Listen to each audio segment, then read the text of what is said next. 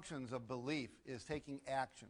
We did a survey of about 2,000 top entrepreneurs, and we noticed that one of the things that people who win in that world have is a bias for action.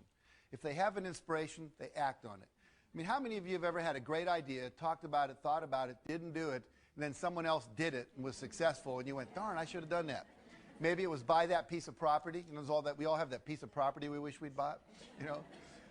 Anyway, so we're going to be looking at the idea that taking action is part of law of attraction. See, a lot of people think you can just sit in your room, meditate, visualize having the perfect car, the perfect house, the perfect relationship, and then it'll kind of just come to you. And I always say, unless you live at the bottom of a hill where there's a road, it's probably not going to be a Cadillac show up in your living room, right?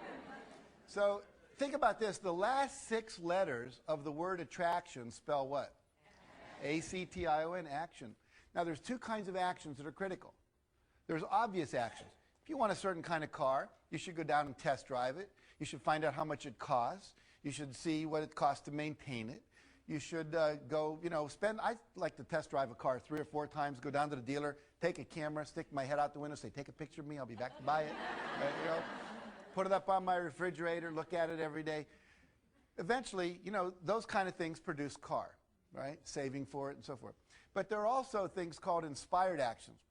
All of a sudden, you get an inspiration to do something, and you didn't know what it was. You don't have a sense of, like, how is this rationally going to make sense for me to move forward in my life?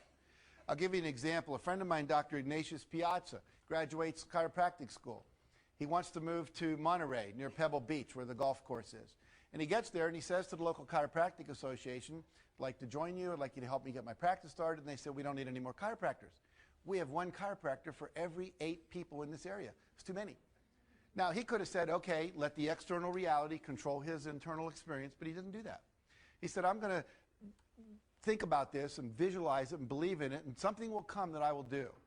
And what came to him to do was to take 6 months before he opened his office and put a pin where he wanted his office, and then concentric circles, knock on every door in every neighborhood saying, hi, I'm a new doctor in town. Could I ask you a few questions?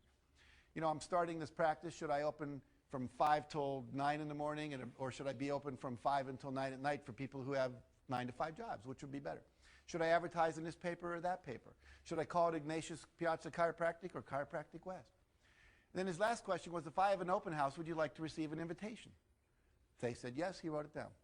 Now, over 6 months, he knocked on 12,500 doors, talked to 6,500 people, and gathered over 4,000 names of people who said, yes, I'd like an invitation to your open house. Now, when he opened his office 6 months later in a town that did not need another chiropractor, according to the professionals, his first month in practice, he netted $72,000. In his first year in practice, his gross income was over $1 million. I was giving a talk and mentioned this story just about 5 years ago, and this happened about 25 years ago.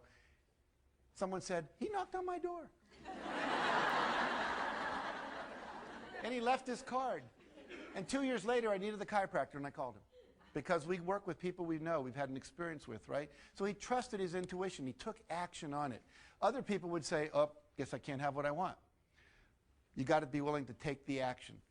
Now, there's 2 kinds of actions. Outer action, what we call the action journey. You're out in the world, you're doing things.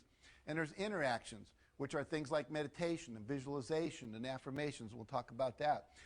Research now seems to indicate that 1 hour of inner action is worth 7 hours of out in the world action. Think about that.